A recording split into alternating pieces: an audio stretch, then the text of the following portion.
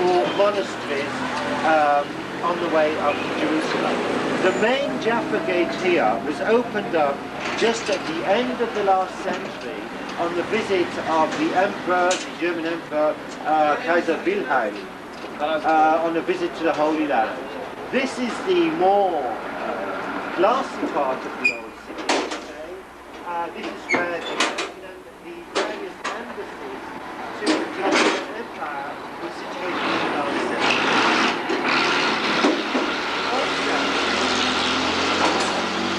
I know it's going to surprise us, but the old city of Jerusalem was the whole country of Palestine was fairly underpopulated. Generally goes is that whatever's older, that's more impressive. So the oldest stones you can see down there are from the heroic period, those large ones, for the period of King Herod, over 2,000 years ago. You can see how they're cut on the sides, painted on the sides, and they're very similar to those that we'll see at a later stage at the Western Wall. In this particular spot, I'll take you to a model of Jerusalem later on, was where King Herod had his Jerusalem palace with 3 towers here, built, one named after Augustus Caesar, the Emperor of Rome, who was given King Herod his kingship in Israel. The second was called Hippos, a friend, or Hippos the horse, we're not sure. The third one was named after his beloved wife Miriam, whom in a fit of anger, King Herod beheaded. That's the way things go. But anyway, now, on the...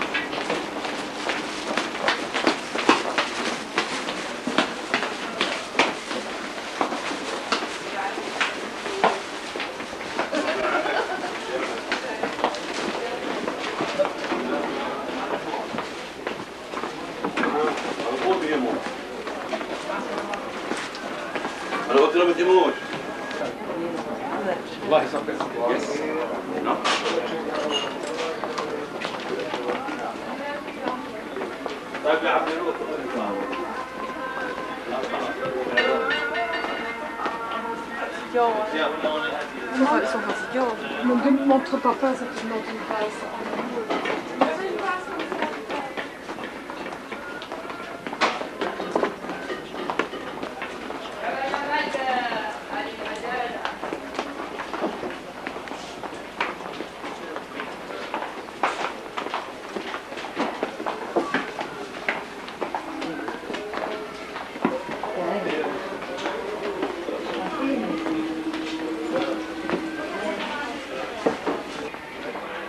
So we are walking into the Christian quarter of the old city of Jerusalem.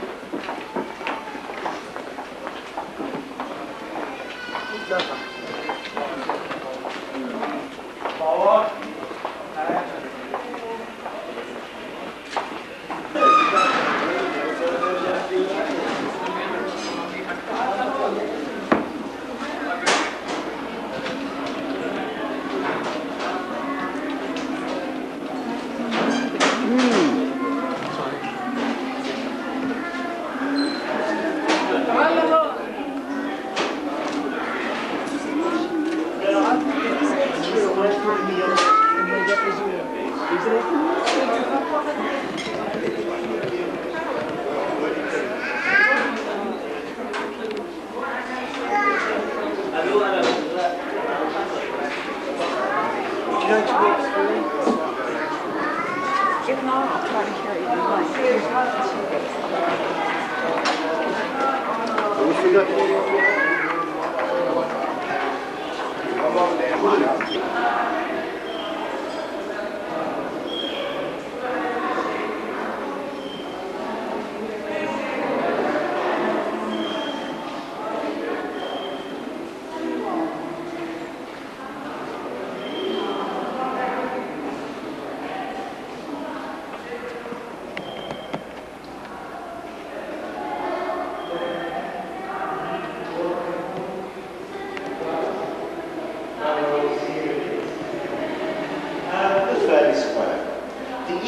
Side is protected by the valley, the Kidron Valley. On the other side, we've got Mount of Olives, it's still there. Jerusalem expands. We built Mount Moriah on the first level. It's protected by a valley. At a later stage, Jerusalem expands. There's another valley coming down here, which all fills up with rubble when we expand even further to the third valley. So we're going to bear in mind that Mount Moriah, Temple Mount here, I'll show you that in a minute, we'll get a better perspective, right? Is here with a valley. A second stage is another valley, and that's called it's just called the valley really. The gorge, the valley. So it's the street of the gorge, which goes from here to the Damascus gates. This is the main thoroughfare of the old city. Now this, up till 2,800 years ago, used to be the gates of the city. Gates of the city, the walls, were always built on the top of valleys for strategic purposes, not at the bottom where you can just jump over. Okay, but when we expand, we move further westwards, the whole chain of hills goes north-south, then this can fill up with rubble. Now, in this particular spot is where, two periods meet up. On the one hand, 2,800-year-old walls, meeting up with 2,200-year-old walls. Now, obviously, walls are always built in periods of prosperity, when the city bulges, the city expands beyond its normal spot, and then, we've got a strong empire with the money to build walls a bit further. So, this is literally a meeting of two different periods. What we saw now, don't forget the valleys below us, we're standing on a lot of rubble, okay? So the bedrock is really at the bottom there, and those gates down there date back to about 2,700 years, the Israelite period, linking up with walls that you can see just, what happened is on your right hand side, you've got 2,800-year-old walls, and then 2,200-year-old walls. Just the details together.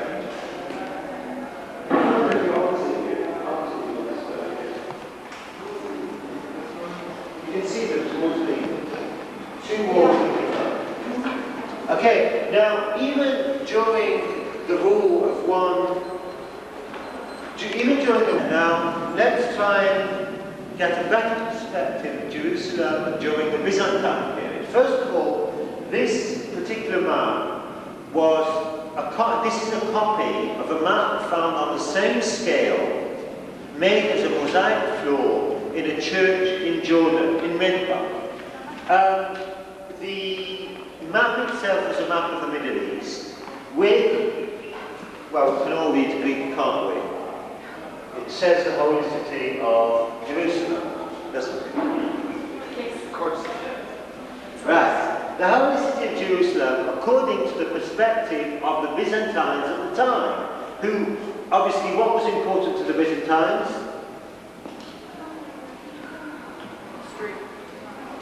Yes. Christianity. So Christian spots of, Christian points, anything linked to Christ or churches or anything else is more important than anything linked to any other religion, which, don't forget some of the religions never existed at the time. Okay? So, we've got the walled city of Jerusalem, with the most important gates being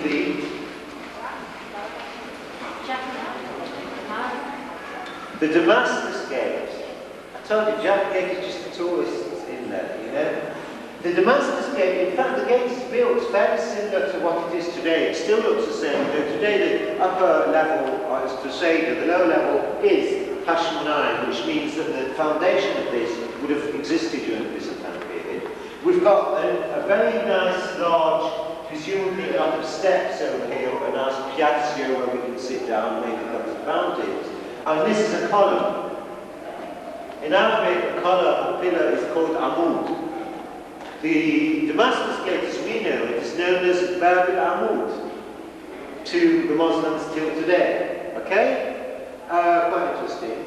We have this street here, we can all recognise it, can't we? The street of columns that we just came through, the Byzantine street. Though we should say that we only came between, a very small section over here, whereas all this became much narrower to say the street, finding its way up to this piazza. This piazza itself divides into two streets, same as today. You've still got piazza with steps and two streets going down. Okay?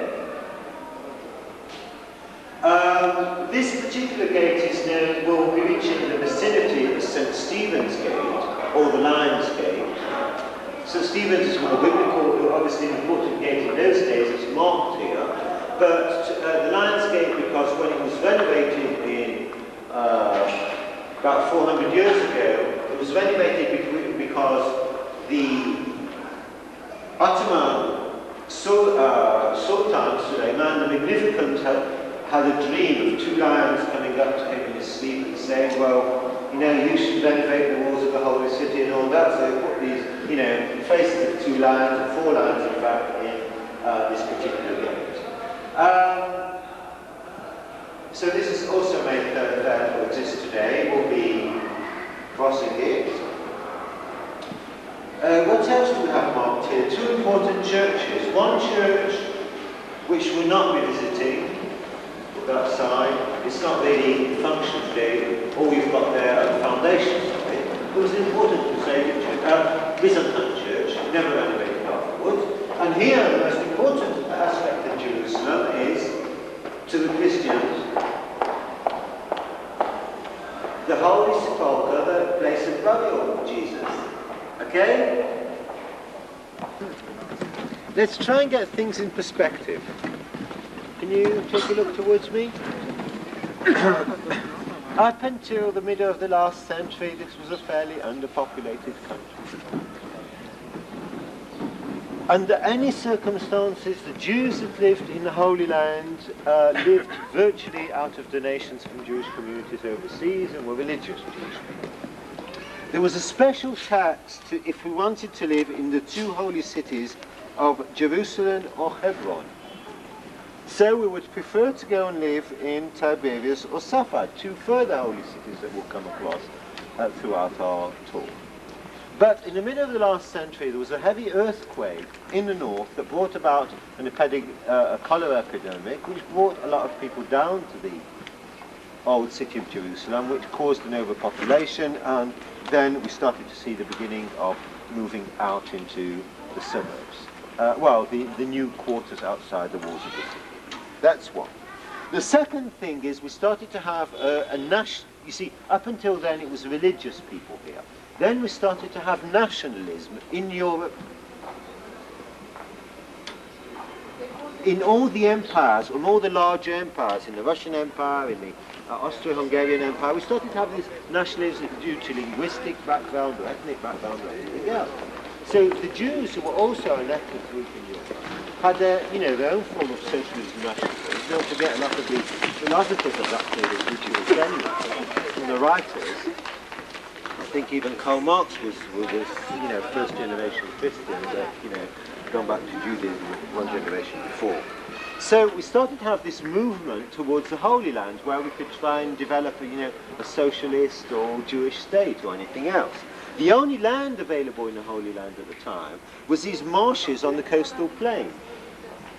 Because of the insecurity of the country during that time, anybody who lived here would have lived in the towns or villages on the, north-south hilly areas, okay? So the Jewish population between the middle of the last century and the middle of this century lived mainly all along these plains, which were marshy, swampy, requested a lot of work, a lot of good irrigation to get rid of the, well, mosquitoes, the malaria and anything else, okay? Now, in 1948, or 47 in fact, there was a vote at the United Nations that decided that there would be a Jewish land in the state of Israel. Don't forget that just prior to that had been the Second World War, the Holocaust, the loss of, a third of the Jewish population of the world, and a lot of displaced Jewish people who were, really wanted their own homeland. The division as such was decided that where the Jews had a majority or were living or were settled would be Jewish country, where the Arabs were settled would be Muslim, would be, Palestine. And as I said, for historical reasons or anything else, the Jews were living along the plains, whether in the northern part of the country or along the coast. Linked up by what's known as the Wadi Ara, along here, which also links up with an important place known as Megiddo, which has always been fortified and has always ruled above the Via Maris, as it's known, the coastal road between Egypt and Mesopotamia, linking the Middle East together, okay? Now, it's a fairly hilly area with a very narrow passage in that particular spot. Any hilly areas were inhabited by Arab villages, making it fairly difficult for the Jews to be able to link up between, their forces. Now, there's no good for a Jewish state if it's going to be divided. We do need that, important link-up. So there was a sort of informal agreement between Golda Meir. Anybody heard of her? Sure. The only man in the government, according to Ben-Gurion. But anyway, she went dressed as an Arab woman to Amman to speak to King Abdullah, the father of King Hussein, and made a secret agreement whereby if the Jordanian Legion doesn't help the Arab villages to cut the potential country in two, the Jewish brigade will not help the settlers of the old Jewish settlers of the old city of Jerusalem against, any invading attacks from the neighborhoods. So right in front of that we have the Western Wall. So there's a dome, and that's in the Muslim section, of course.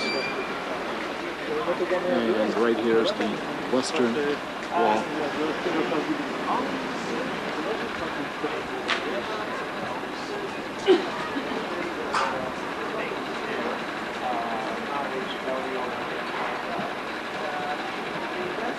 This is the Wailing Wall.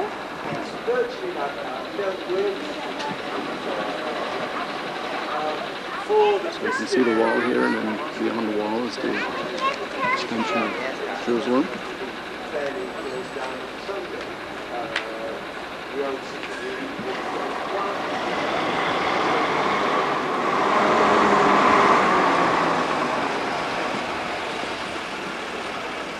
Western Wall, and the dome in the background.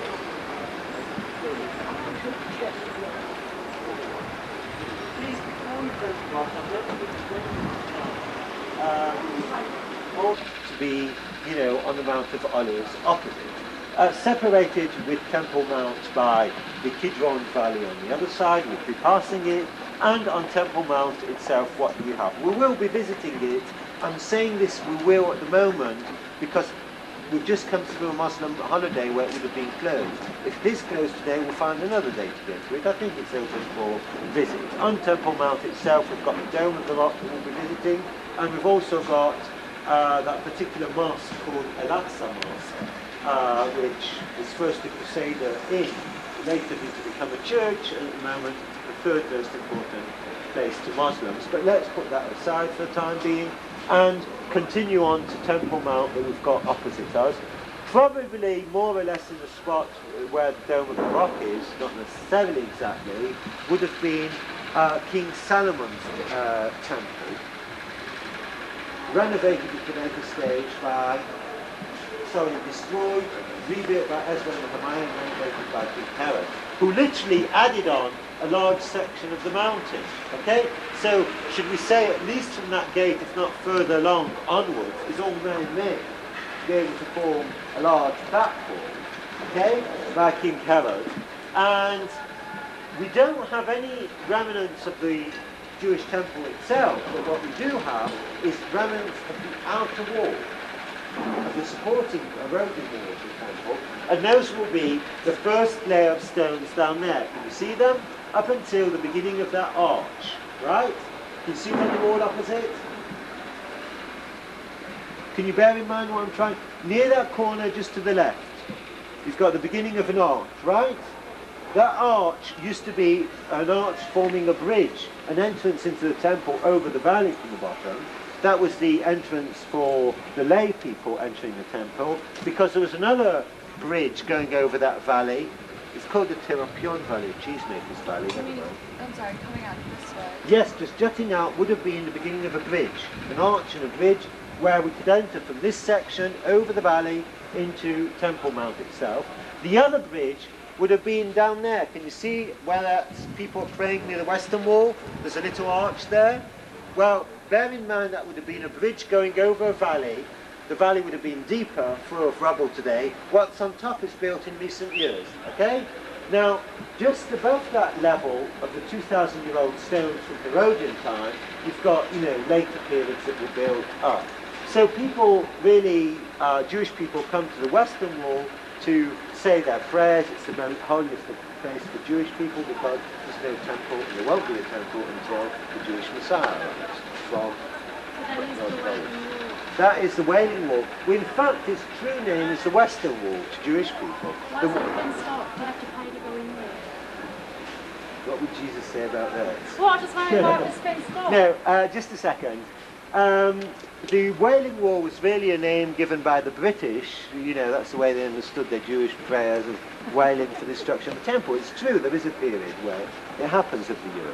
Why is it fenced off? Well, first of all, this whole area was opened up after the Six-Day War because, during religious holidays you can have a lot of Jewish pilgrims arriving to the area during Passover or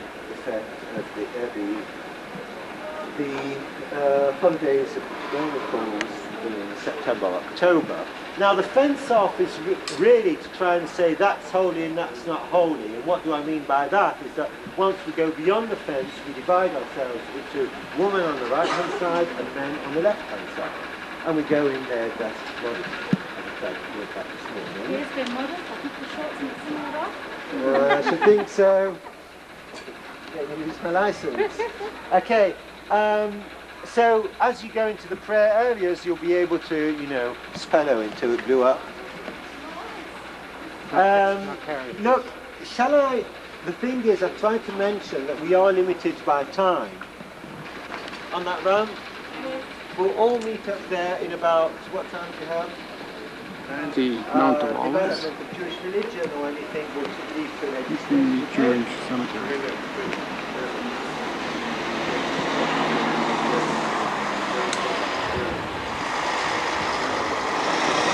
Jewish people aren't allowed to be buried within these walls because they want to be as close as possible to the final judgment.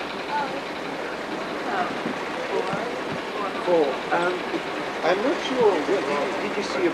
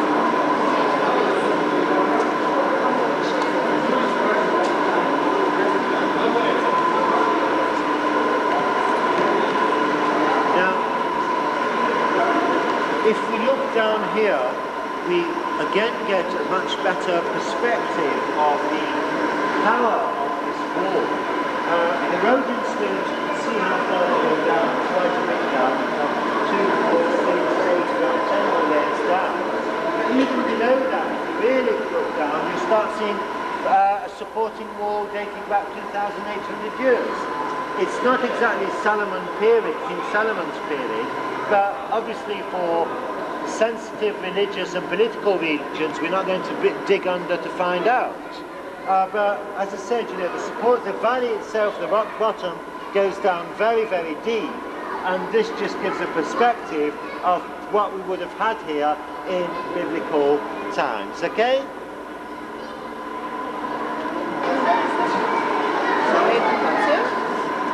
This room, we are below what was once a bridge built for the aristocrat, royalist of the temple during King Herod's period.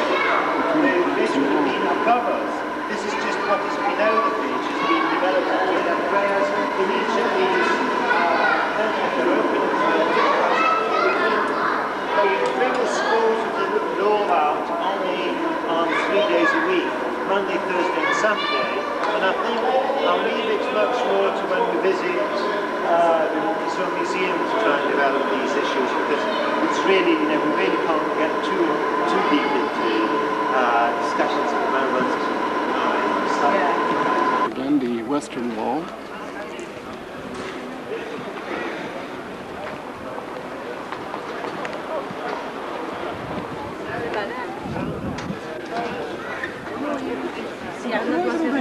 Fotografie cette caméra là peut-être. Ils n'ont pas eu une photo.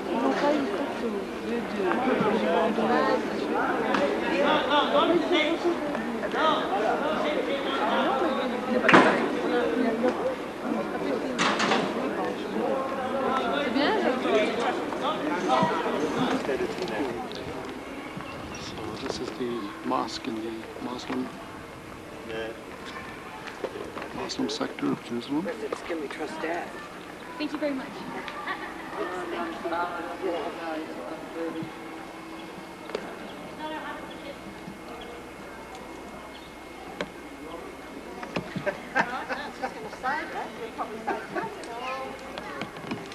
This is the Dome of the Rock.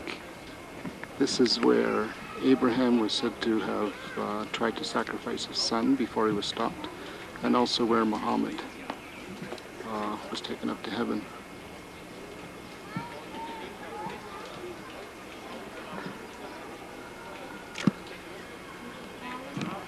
This is the square where people come to pray.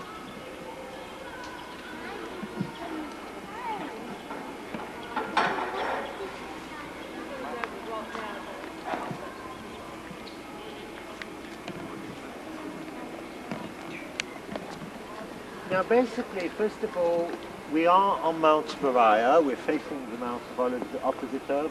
In the distance over there, the Hebrew University and Mount Scopus. This little dome over here that we can see that's being renovated. Do you remember I told you that, you know, it was a fairly unusual, fairly advanced structure to build such a heavy dome 1,300 years ago. So what we did was build a model of it. Once that worked out, we built the larger structure, which I also mentioned was renovated in the 1930s.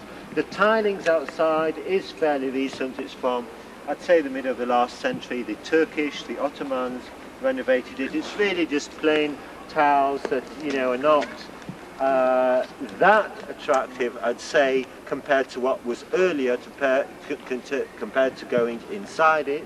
And the dome itself is just painted gold. The columns over there are different forms of marble. The red marble comes from somewhere in... Are we short of anyone here?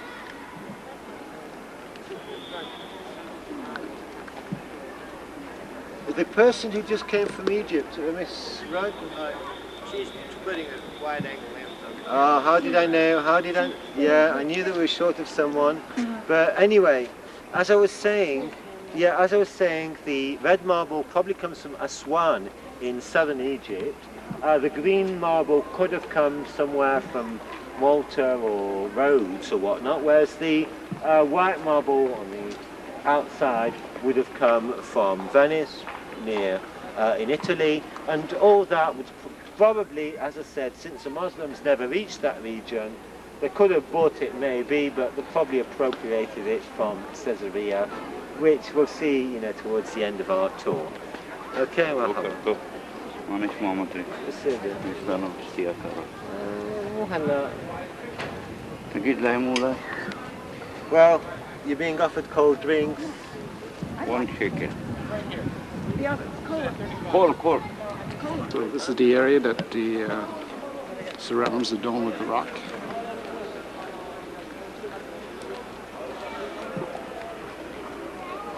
Some minarets, of course.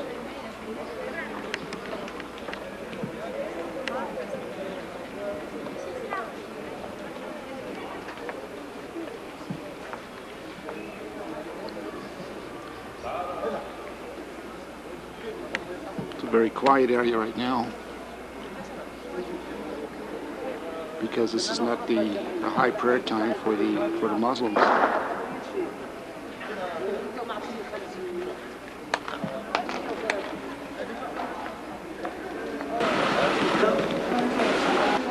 I'm sure a couple of people still behind. Can you move up over there, spread out a bit to make room for people behind us? Okay, right.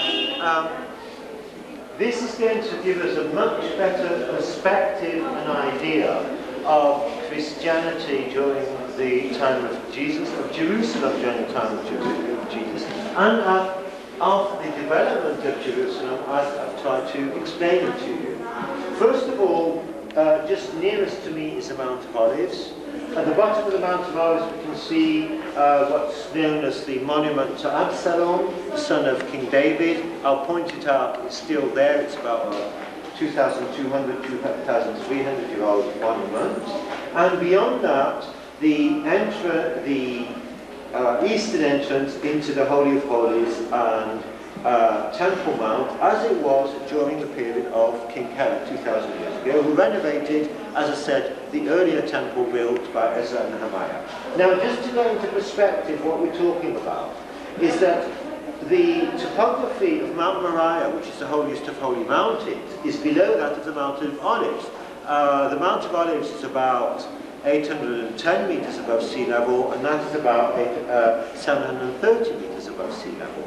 But the Holy of Holies, which was built all in white marble, glittering gold on top, as described in those days, it looked like a mountain, a peak of white snow on a mountain with gold on top, rose 100 meters, which means even above the level of the Mount of Olives nearest to us. It must have been a really, really impressive building.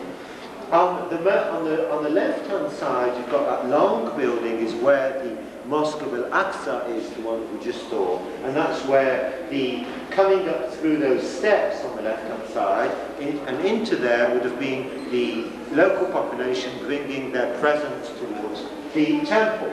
On the northern side of the temple, you've got what's known as the Antonio Tower, which today, as we leave this complex, this is a 12th century monastery, as we leave it on the left-hand side, you'll see some steps going up towards the school. Do you remember it on the way in? Well, that is traditionally the original steps that went up to the Antonius Tower, and where, according to our way of the cross, is where Jesus was.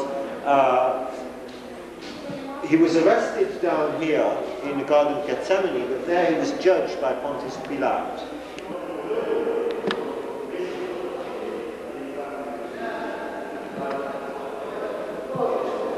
So this is the second station, Stations of the Cross.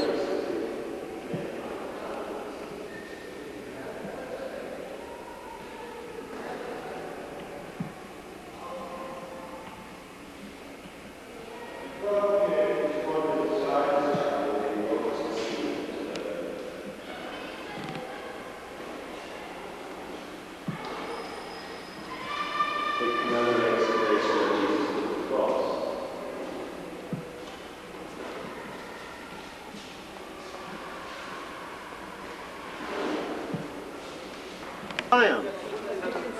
You know, typical classical of Romans. Arches of Triumph, how do they usually look? We've got sort of 3 arches, the middle one being larger. Can you try and picture over there, can you see where that house is on top? That bridge? Well, that would have been a smaller arch of 3 arches, okay? Now, it's true we've built a room or building or anything else on top of it, but that itself, the arch itself is 2,000 years old, and an arch of triumph at the entrance from St. Stephen's Gate into the old city during the Roman period. For those who missed out, that's just the Arch of Triumph of one of the Romans.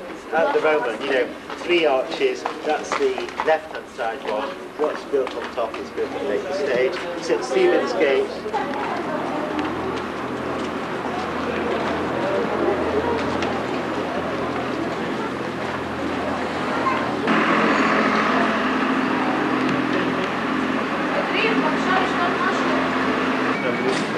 How do we recognise this particular architecture? Well, we've got these 2 very comfortable seats just at the entrance here, okay? Now, it is true that at some stage, I'll point out a gate and say, that's Crusader, and you'll say, yes, but what about those 2 benches outside? You said, and I'll tell you that. That it's true that I said, but how about it being a Crusader entrance, but with the seats added on at a later period by the Crusaders, by the Mamluks. We all remember who the Mamluks are, don't we?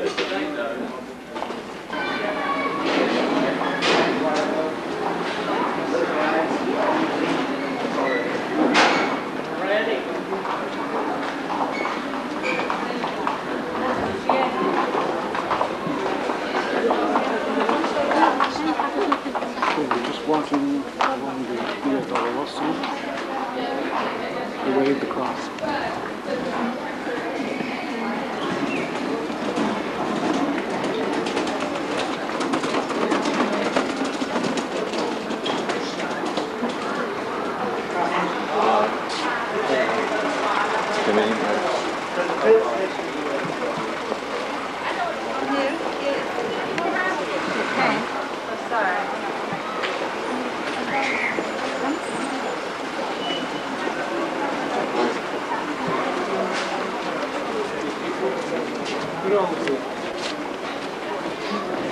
The 4th station on the way of the cross is an Armenian chapel. It indicates a place where Virgin Mary stood and saw her Jesus being led away carrying the cross. There is at the bottom in the crypt of this chapel, there's a natural stone with sort of marks and indications of a sandal dating back to those periods, you know, in the form of a sandal of those days, and that's a traditional spot. Once again, you know, all these chapels are only open on Friday afternoons or on Easter Sunday.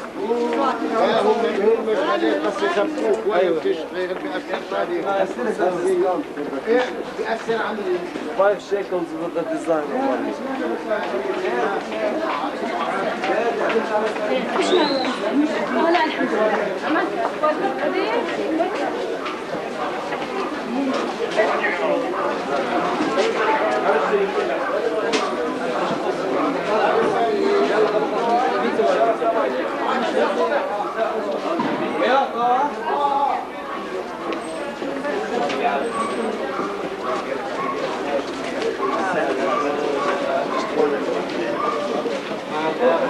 The 5th station of the Way of the Cross is where Jesus stumbled and held himself up by leaning against this particular stone, which has been fitted into the wall of the chapel, named after Simon of Cyrene, Cyrene being Libya of today. So it's Simon helped him carry the cross up the hill. So it sort of points out that, you know, Jesus had a following not only from the local population, but from outside the country. Bearing in mind that Jesus had only taught and preached for about 3 years out of Nazareth. It is a Franciscan Catholic chapel, open again on Friday afternoon. If somebody needs a film, good price for film, please. Who wants for the films? Here's the place. Don't forget the blue light specials. Came out shopping.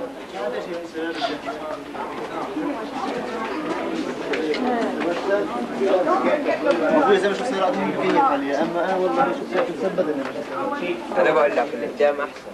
احسن احلى خلص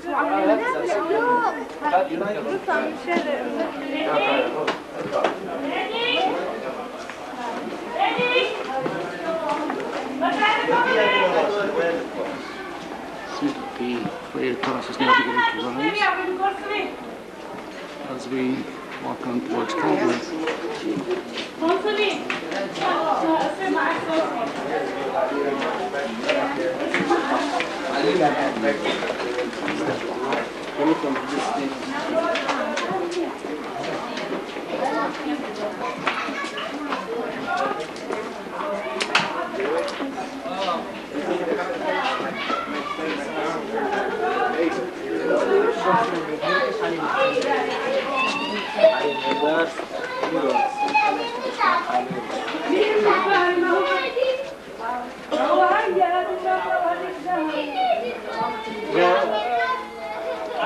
The sixth station on the way of the cross is where Jesus met Saint Veronica, who wiped his face. From there the name icon, okay?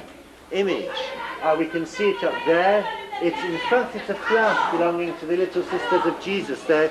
It's a group from Brittany. They wear blue, you may see them floating around the world. They integrated the communities, learn local language and do local jobs. Working a lot obviously in social welfare.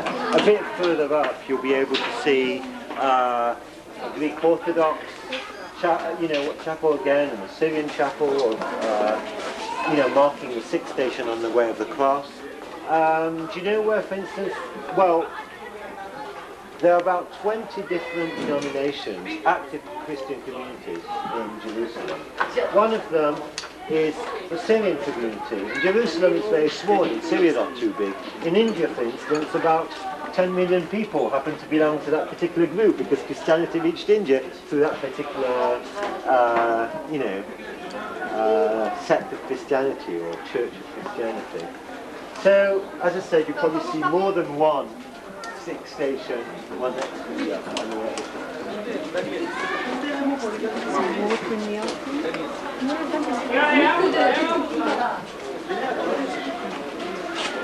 $40, $1.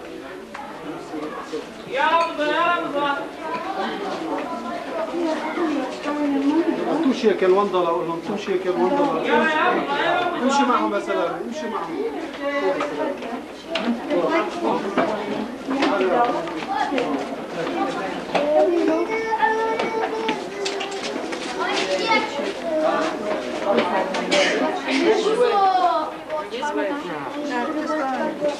يلا ابو ظا يلا ابو ظا يلا يا ابو ظا يلا ابو ظا الشيكل يا حاج يا ابو ظا يلا ابو ظا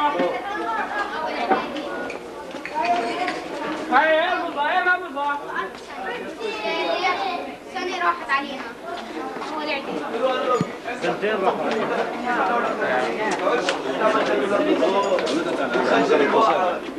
يا ابو ظا يا ابو ظا يلا ابو ظا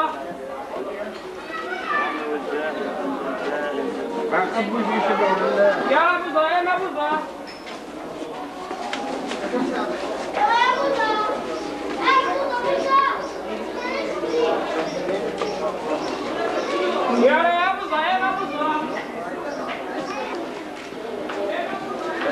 Stick your wallets in the underpants and live on the... Okay, we're going up towards the seventh station. Now that street will once again link up with the Damascus Gate and the Crusader Market, Cardo Market that we came up at a later stage. Yeah, that was, oh sorry you missed it, the sixth where Veronica met Jesus and wiped his face in the icon. Yeah, so there are one or two chapels there. One next to the other.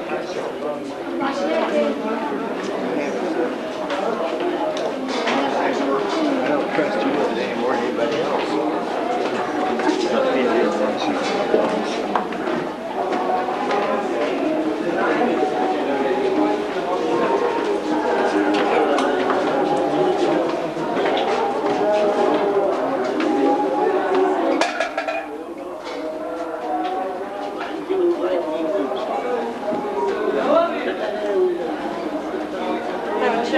shop.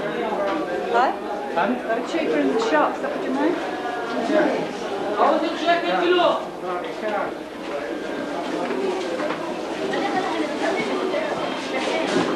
It's the walls of the city. Do you remember we saw on that model? So as Jesus would have been leaving the walls, the cross would have been stuck on the gate and he would have stumbled. Now, beyond that, there was also a spot where on the gate of the city we put a big notice saying this is what happens to people that claim they're kings of the Jews. And, so that's the 7th station. You can see our position to where the cross. We're going to take a left here, and I'm going to reach a meeting point where I'm going to allow you, about 20-25 minutes to wander around, okay? So, first of all, we'll head slowly towards that direction, and once we know where we are, we'll meet up there, if that's what people want. Okay.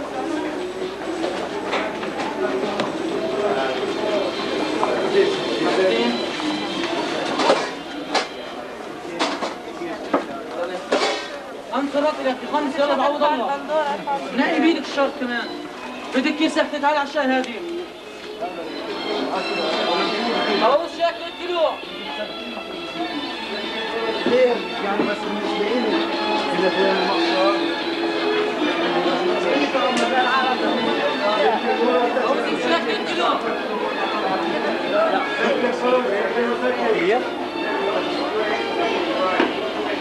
Just to want next month.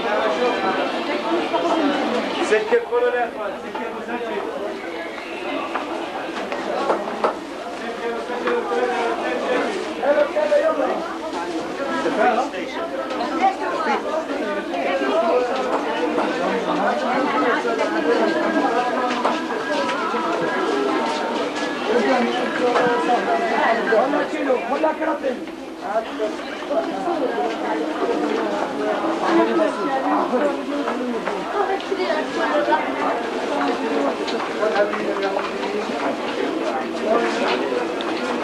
So we're still doing the Stations of the Cross.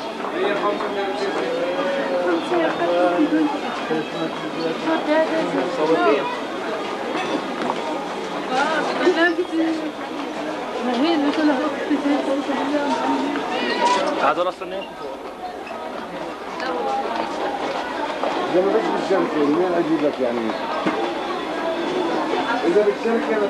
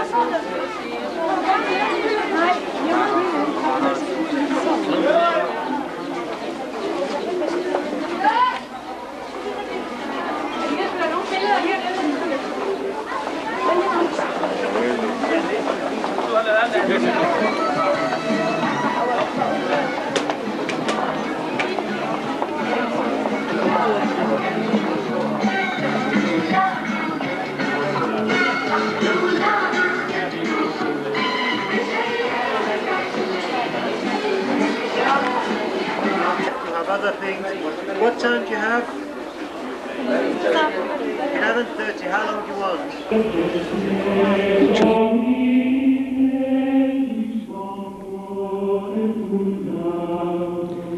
This is the Church of the Holy Sepulchre, where Jesus was nailed to the cross. This is station number 11, and it commemorates the area where Jesus was nailed to the cross.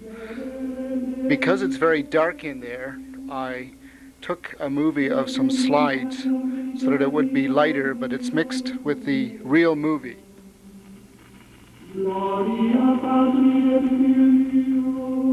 This is the altar which depicts Jesus' death on the cross, station number 12. Underneath the altar is a hole in the ground. This is where one can put their hand into the hole and actually feel the mountain.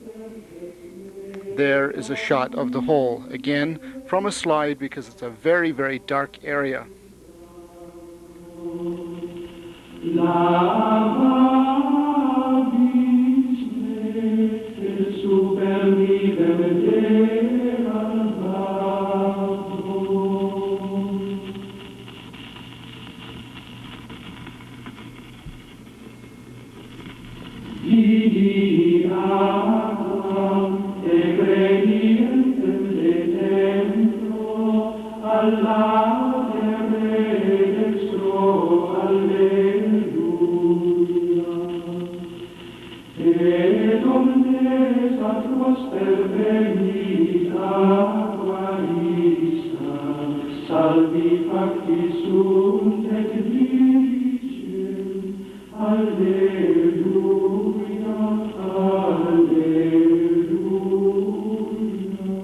Again, back to what it really looks like, and you can see how dark it is.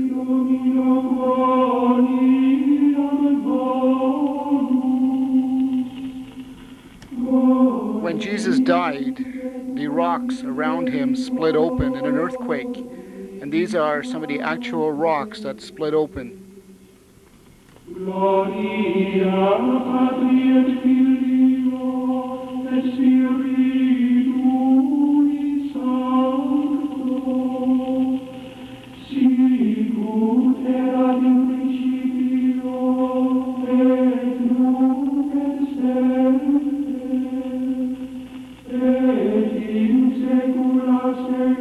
And here we are just outside the Church of the Holy Sepulchre.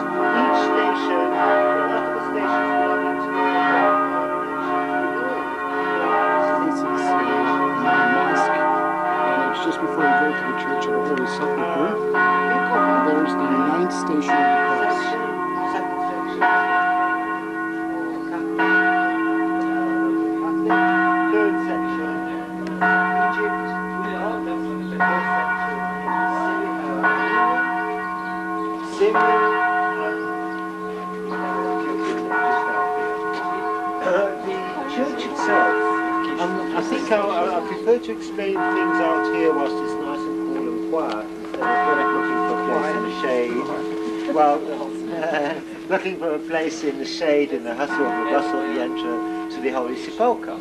Now, you may note, first of all, Jesus was crucified about the year 30 just before Christian era.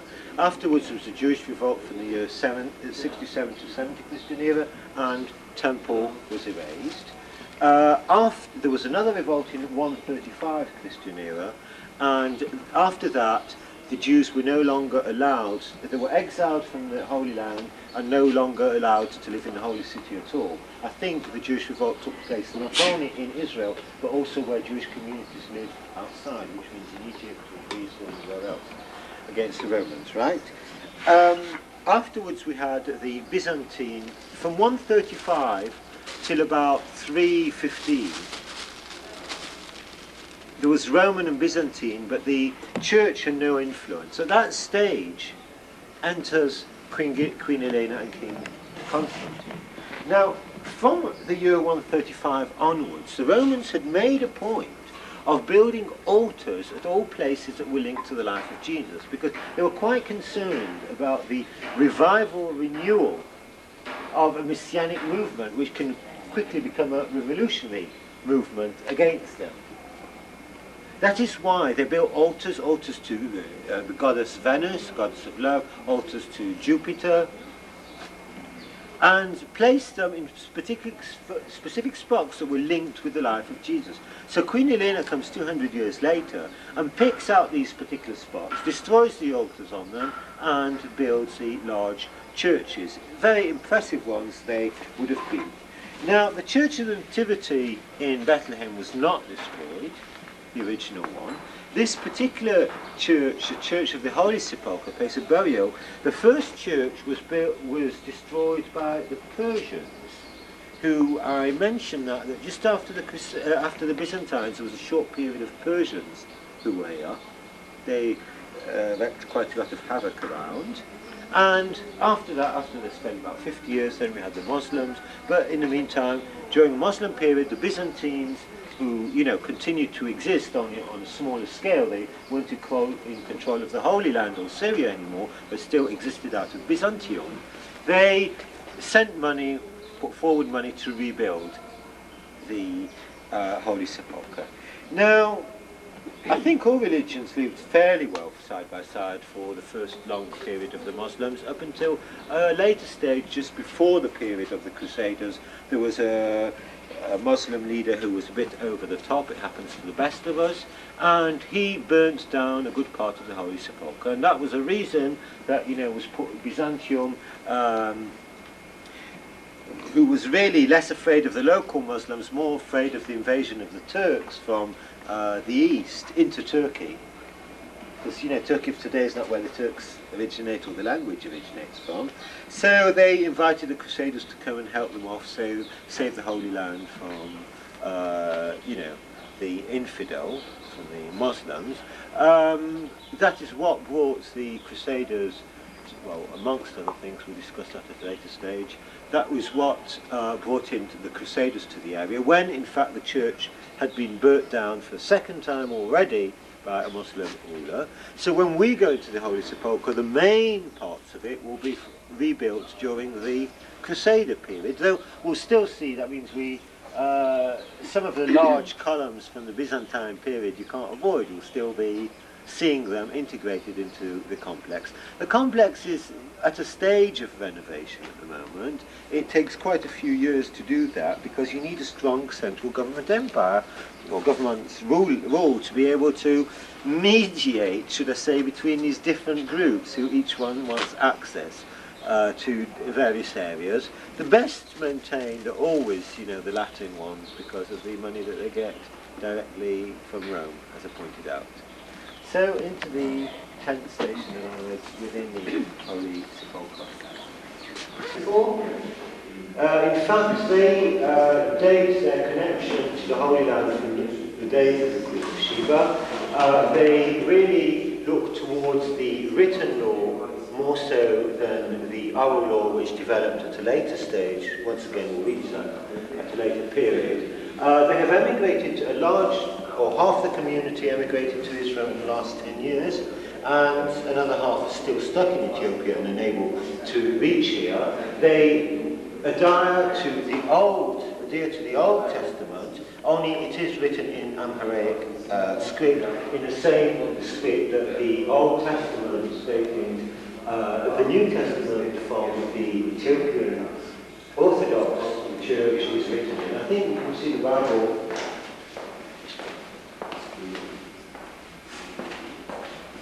I think you can see that Bible before the cross up there. It's probably a 400-year-old Bible, and spiritually, once again, in Amharic. Is it okay to go through them? You may go through there. Where should I Did you see the pulpit there? We're back in the Church of the Holy Sepulchre, and back up the steps to Calvary. Go ahead.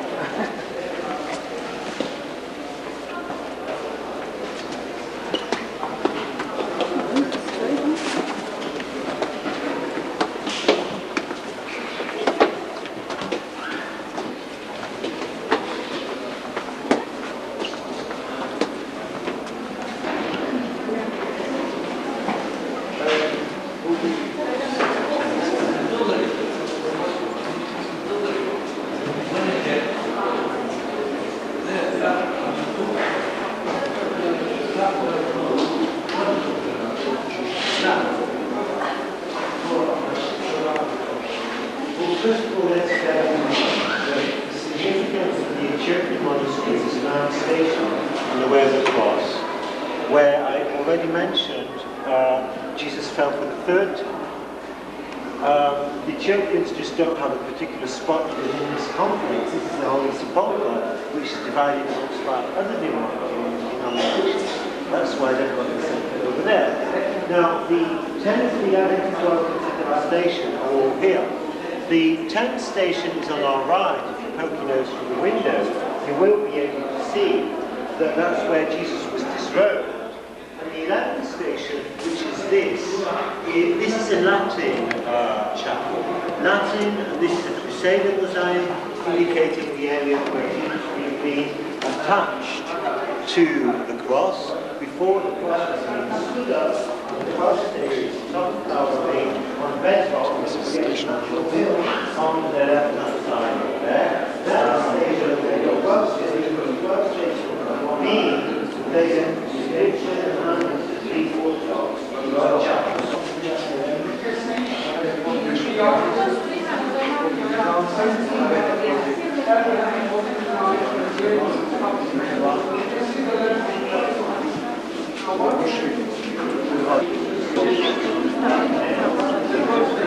This is the rock that the cross was supposedly.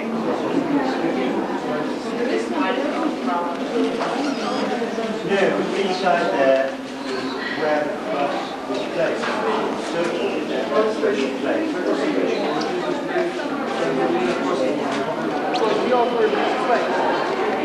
It's here.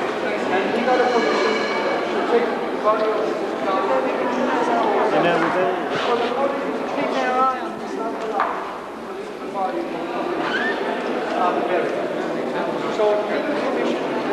Easy to identify the Crusader 11th chapel. The 12th chapel, there were a lot of people around there, so people were kneeling into an area where there was a large sort of round hole, which traditionally is the area where the cross would have been placed, upon which Jesus would have been crucified, Golgotha. Below here, just for instance under here, traditionally was the place where Adam was laid to bury, and a drop of blood from Jesus fell on top of his head and he woke up from it. That's a tradition. Beyond that, it's also the area where 2 important people from the Crusader period were buried. One of them, Baldwin I, who was crowned the first Crusader King of Jerusalem in the Church of the Nativity in Bethlehem, in fact, crowned King of Jerusalem. And the second was Godfrey of Bouillon, who was an important commander in the Crusader period, and is also, I think, his brother Richard of Tours. Okay, their tombs, I think their tombstones just disappeared somewhere in the middle of the last century. Don't know more about it, but what was replaced, for instance, this slab was just replaced in the middle of the last century. And this indicates a spot where the body of Jesus was laying down for purification according to Jewish burial rites of that period. The body is washed and purified with perfumes by the women of the city, and then wrapped in white linen and buried in tombs, in a sort of a tombstone hewn in the rock. The tomb that was given to him by Joseph of Arimathea. Now, the chapel over there, this is a mixture between Armenian and Greek Orthodox. The chapel over there is an Armenian chapel, which indicates a spot where the Virgin Mary watched the body of Jesus being, afterwards washed, being taken from here by the people of the city into the tomb over there.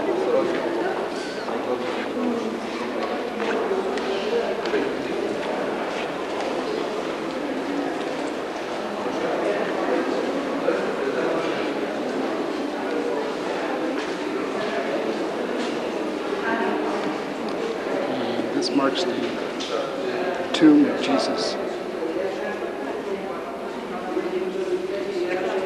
The entrance is just over here.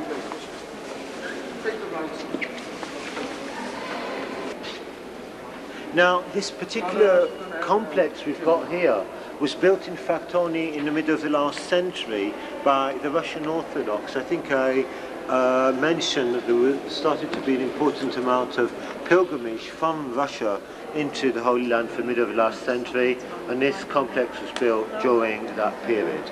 Adapted to this Crusader church. The Latin section would be a church on your right over there. It's once again, you know, much neater section. But when you come out of here, then we'll be able to take a Jesus' tomb.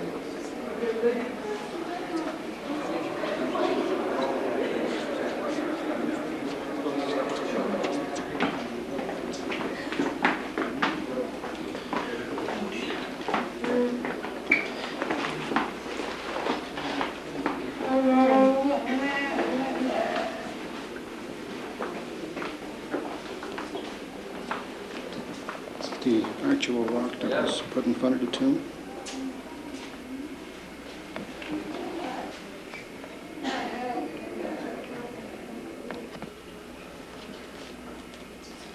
Okay, Parker.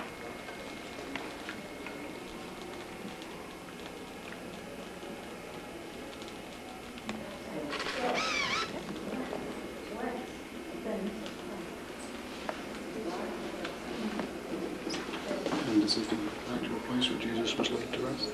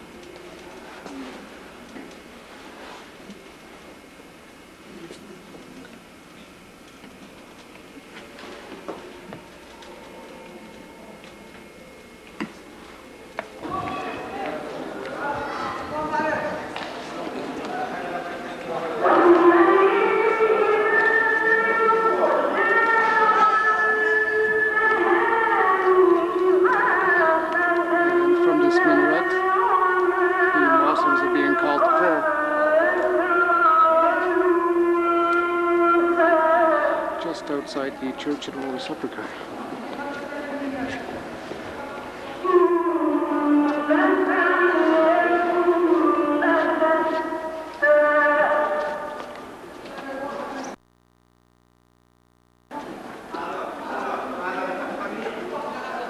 So here we are back outside again. And you can hear the Muslims being called to prayer.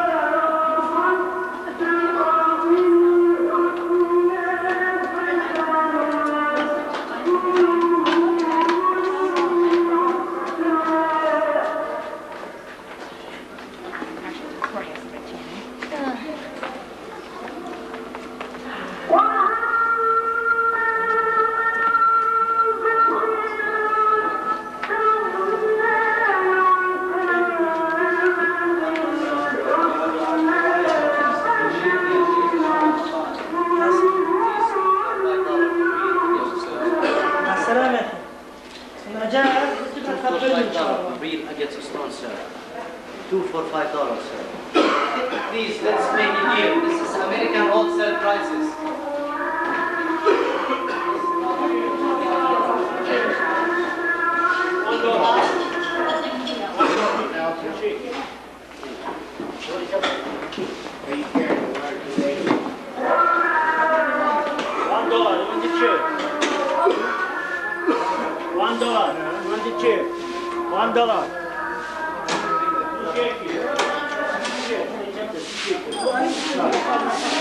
$1. Because of all the problems in Israel, the bazaar has to close now at 12 o'clock. And it doesn't open again until tomorrow morning. So the old town is only open from 9 till 12 in the mornings. And that is because of the political problems.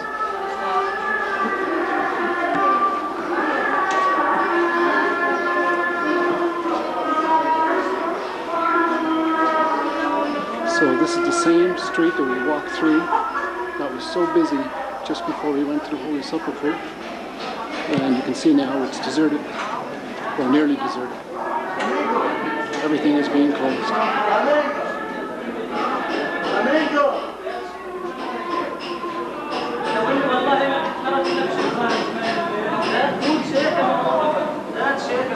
Placed by the little tractors that are driving through to clean up. We're crossing the Kidron Valley. We'll be visiting it after the visit on the Mount of Olives. So Kidron Valley is what we're crossing on our right. As we head up towards the Mount of Olives,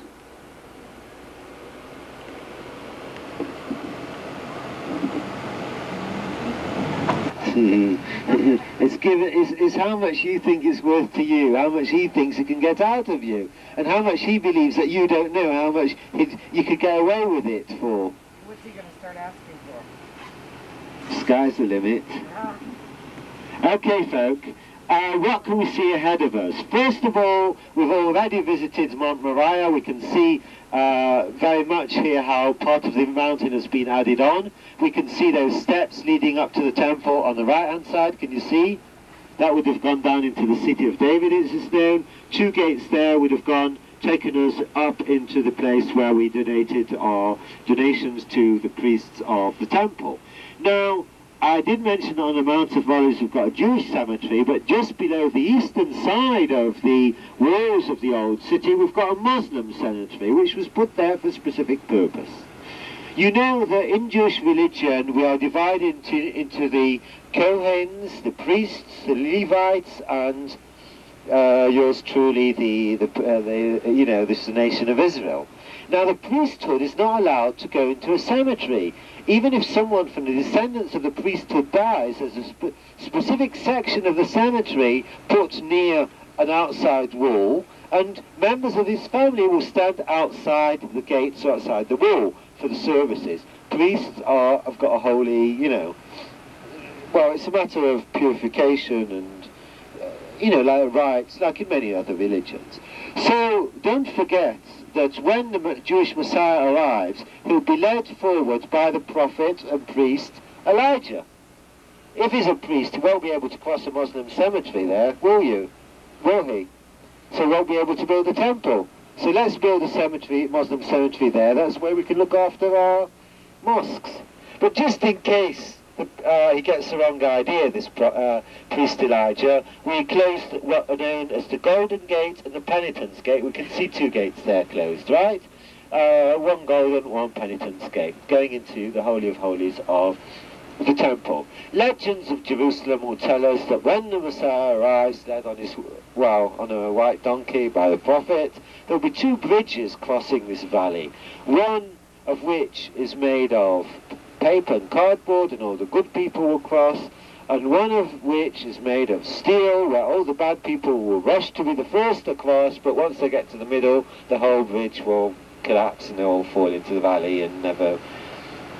Well, it's the way things go. What can we see? The man probably something, is that right? So this is the Jewish cemetery here. The funeral down there. Yeah, that's what I could see. Now I was just looking here, what's looking down there? That's 2 funerals. I'm just looking at these graves. They There's don't... a funeral going on down there. No. They're the same as Sutherland And then Glen. the Mosley cemetery. Oh, well, just down fire. Try to get that down. You can get 40 postcard for $1 American dollar. 40 for $1.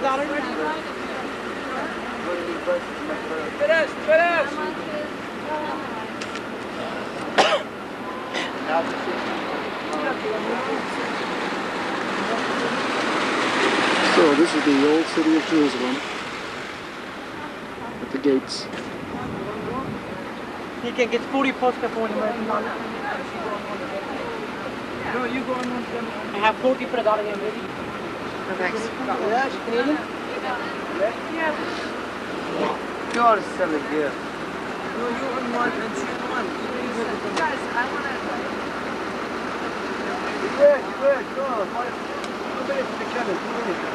5 in the afternoon. It's a basilica built exactly like an original Byzantine basilica was built many years ago, 1700 years ago. Behind that, the Russian Orthodox Church. Where that church is built at the moment, that large facade opposite us, is the Garden of Gethsemane, which extends to the left there, where there's an important entrances into the temple. The excavations of the houses here date both from the Herodian period, two-story homes. We've seen them slightly renovated. A bit further up, beyond the Dung Gate. The Dung Gate is just near the Western Wall. It's the gate that we enter into the Western Wall from. Beyond that, the excavations.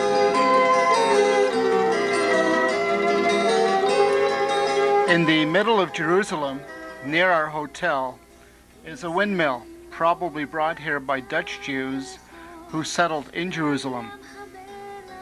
Our hotel is also called the Windmill Hotel, probably for this windmill. I am now standing at the junction of Karen Hayesod and King David Street. Now, Karen Hayesod turns into King George Street if you walk along it. We will be walking along King David Street towards the old city of Jerusalem. I've decided to put some real Israeli music in the background because the normal noises here are normal city noises, that is, lots of heavy traffic, and it's, I think, much nicer to listen to some real Israeli music. The windmill is located in a park. There are actually two parks here. There's another one across the street, but this one is the one which contains the windmill, and of course is right along King David Street.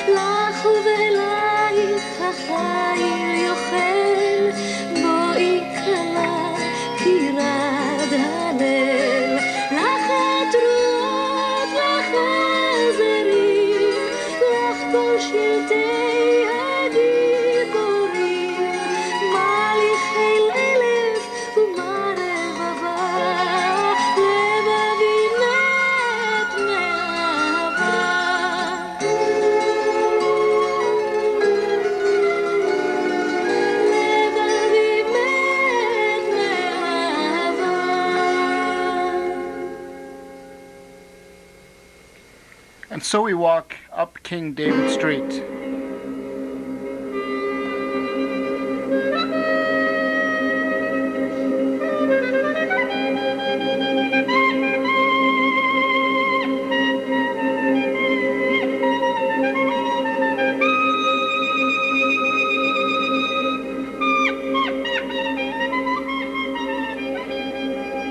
Probably the fanciest YMCA in the world is located on this street, the YMCA of Jerusalem, which is a must-see.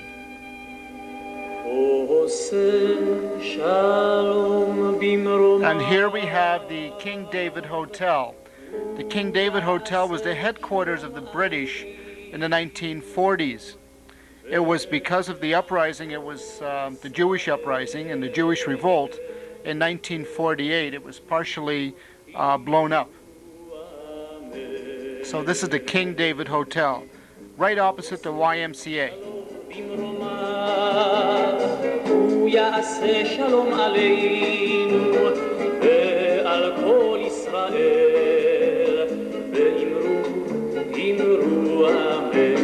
יעשה שלום יעשה שלום שלום עלינו ועל כל ישראל יעשה שלום יעשה שלום שלום עלינו.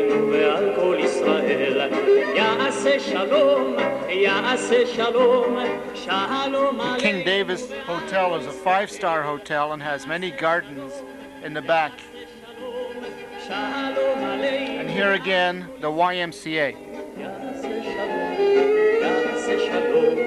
שלום עלינו ועל כל ישראל יעשה שלום יעשה שלום שלום עלינו ועל כל ישראל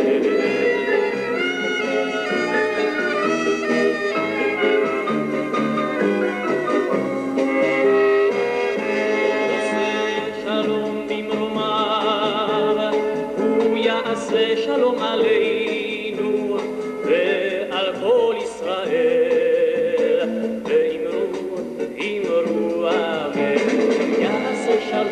And already as you walk down the street here, you can see the walls of the old city. Unfortunately, we're on a hill and there's no fast way down. One has to simply walk up to Jaffa Street and then walk down the hill.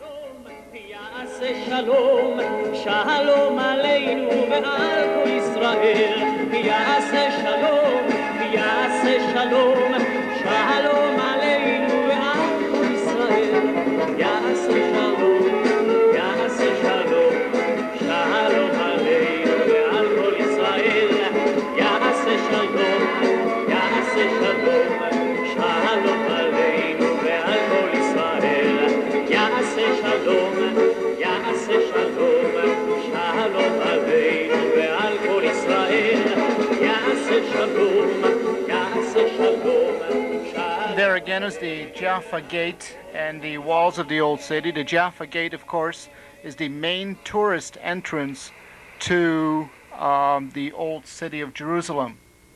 So we continue walking down the street now as we head down to the old city.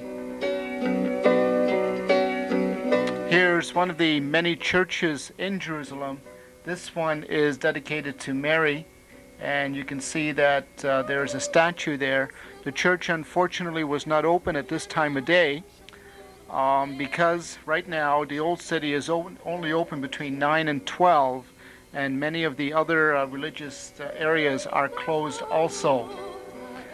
A view back towards the windmill where we just were, and you can see it's quite a walk up the hill, especially when you have to walk around.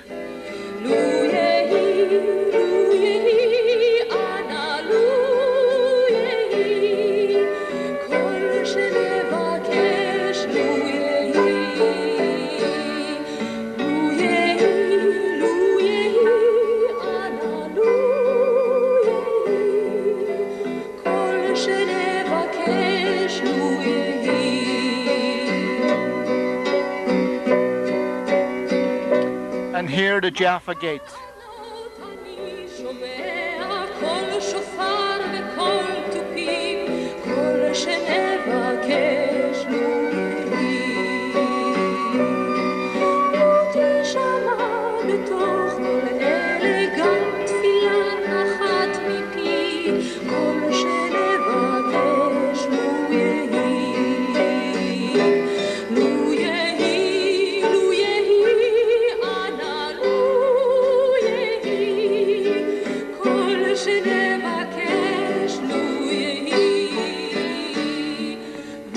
So now we walk into the old city.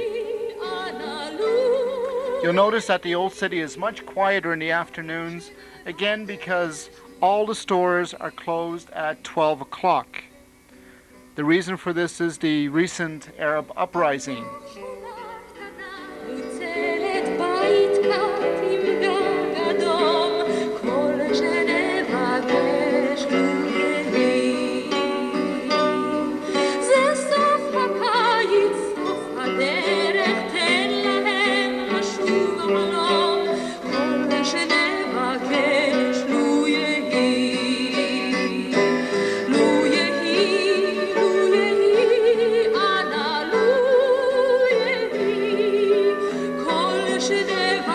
we are just following the footsteps of what we followed this morning and on the morning tour.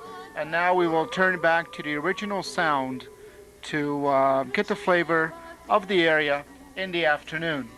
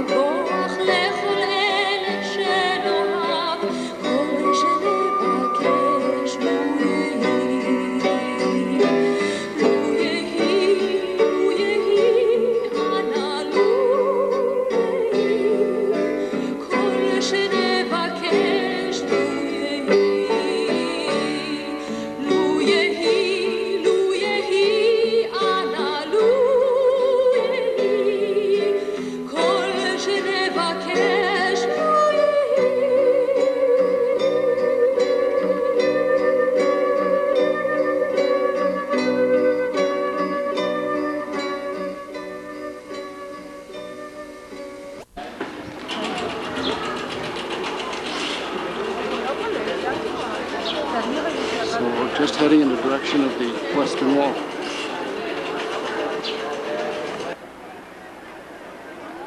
So here we are back again. There's the Dome of the Rock. In front of that, the western wall.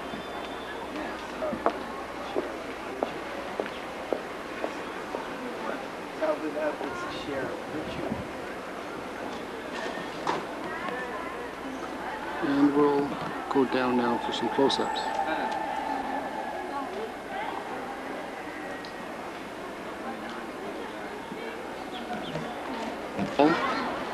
This is the holiest place for the Jews.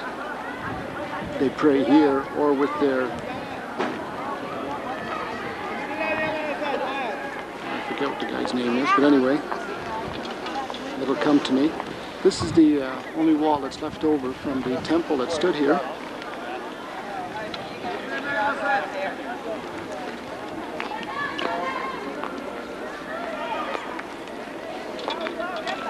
And of course, women are separated from the men. This is where the women pray.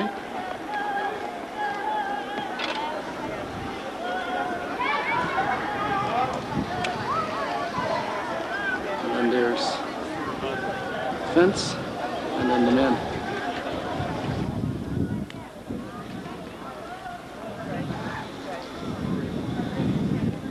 They either come to pray here or privately with their rabbi, and the rabbi, of course, would also be in the synagogue. Western wall, you can see the little strips of paper that are put in cracks of the wall.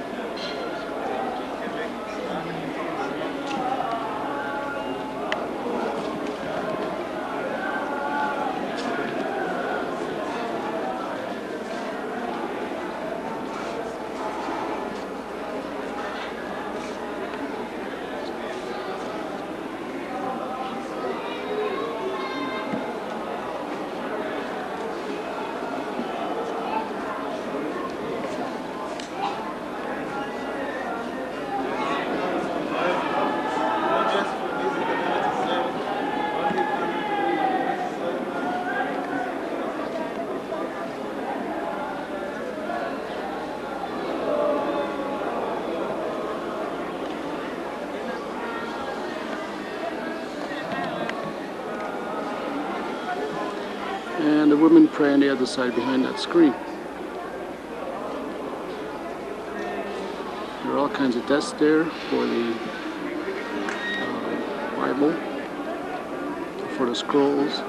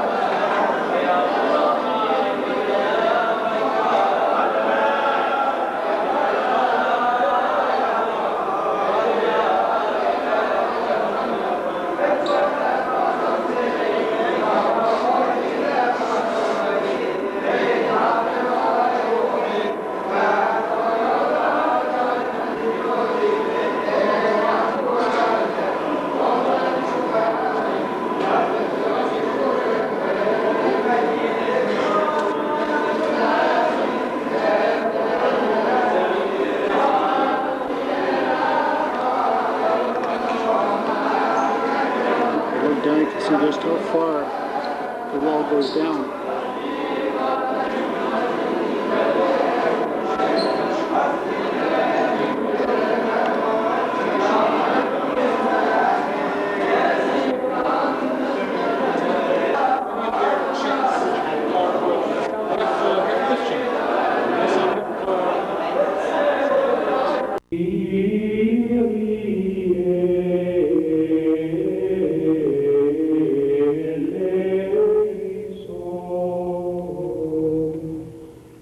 In the relative quiet of the afternoon, we are walking the Via Doloroso, the route of the Way of the Cross, the same as Jesus did 2,000 years ago. As we walk this route, you'll be able to see some of these stations. Most of the stations are now little chapels, which are open only during certain times of the day, especially on Fridays. You just saw station number 3, and we are now heading towards station number 4 and number 5, etc., until we get to the Church of the Holy Sepulchre, where of course station number 10, 11, 12, 13 are located.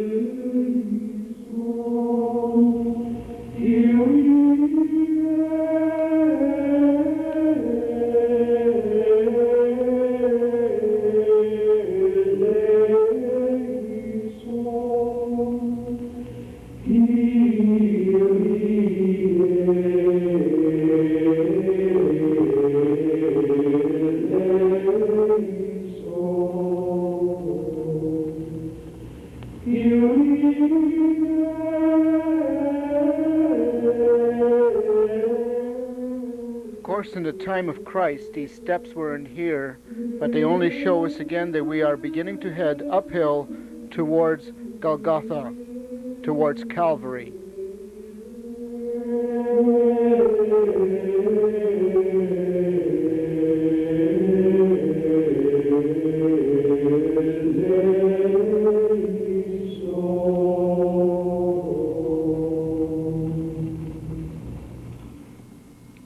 We have just passed station number 6 and we continue on towards station number 7. You'll notice we're still heading uphill.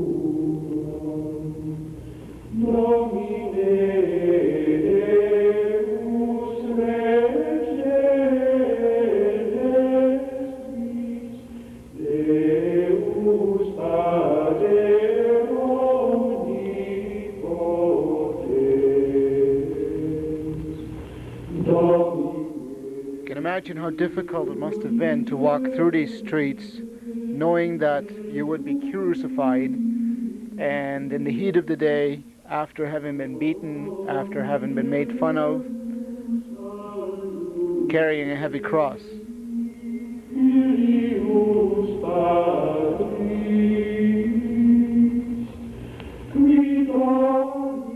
Station number 8.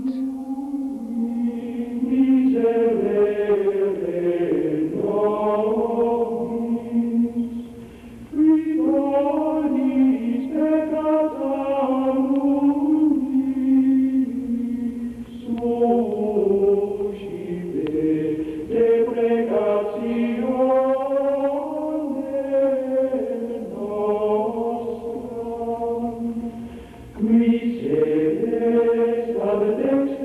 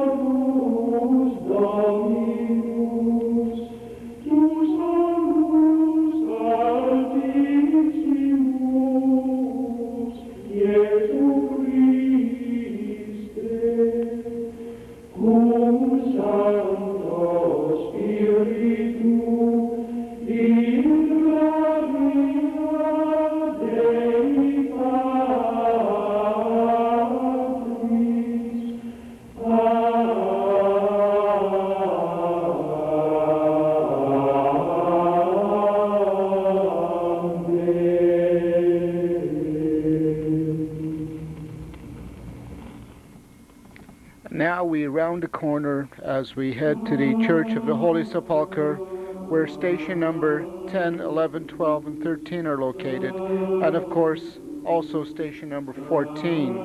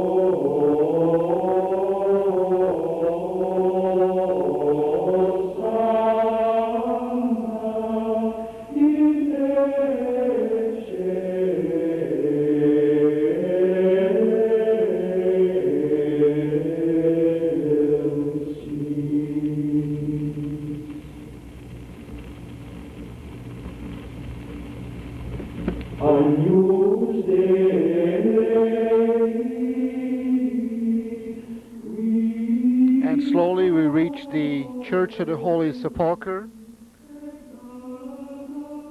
and we'll again go inside to remember what happened there.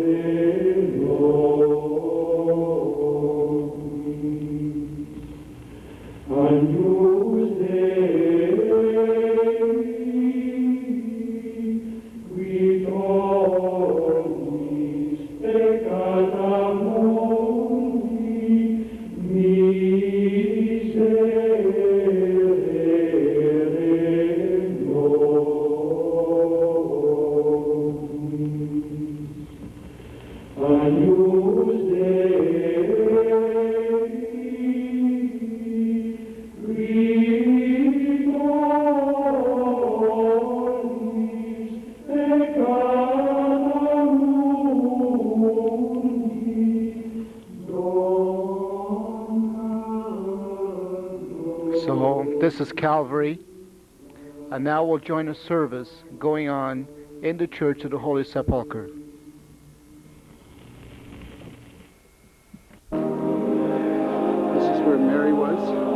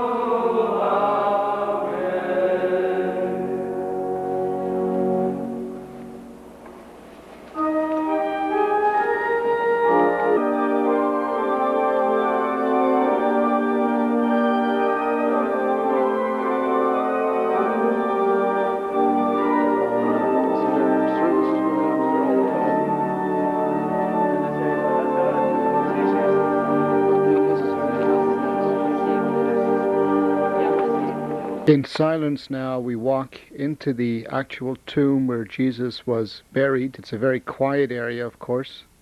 You can see here a piece of the stone that was rolled in front of the opening to the tomb, to the cave, because this was a hill, it was a cave, and has been chipped away, and this monument has been built around it. So this is the actual, a piece of the actual rock that was rolled in front of the opening. As we walk in now, you can see how far you have to bend over to get inside. This is the rock on which Jesus was laid to rest 2,000 years ago. And of course, 3 days later, he rose from the dead.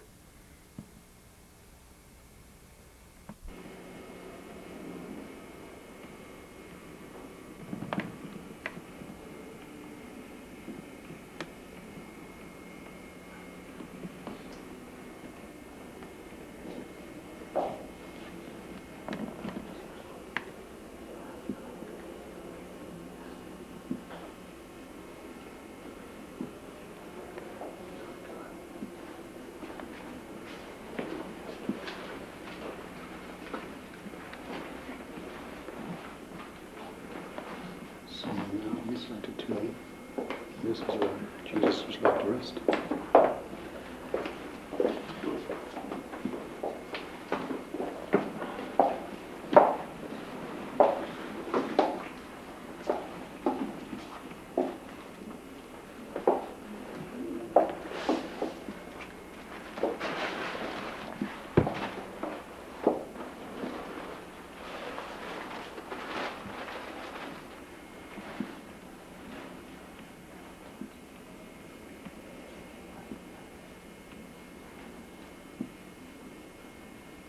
Again, we find ourselves back on Calvary